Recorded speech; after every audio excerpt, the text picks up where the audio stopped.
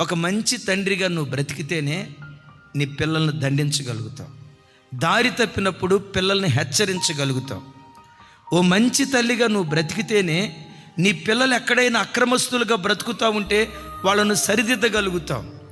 ఓ త్రాగుబోతు తండ్రి పిల్లలను తాగొద్దని మందలించగలుగుతాడా? ఒక అక్రమ సంబంధంలో బ్రతికే తండ్రి పిల్లలను అక్రమాల్లో బ్రతకొద్దని మందలించగలుగుతాడా? ఒక తిరుగుబోతు తండ్రి పిల్లల్ని హెచ్చరించగలుగుతాడా? బుద్ధి చెప్పగలుగుతాడా? ఆలోచించండి.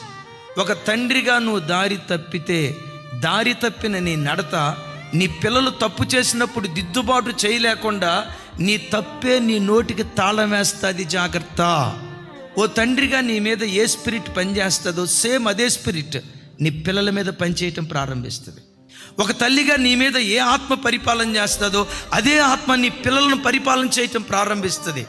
ఒక తల్లిగా నువ్వు కన్నీటి ప్రార్థన పరురాలు అయితే నీ కడుపున పుట్టిన పిల్లలు కూడా కన్నీటి ప్రార్థన పరులుగా మార్చబడతారు.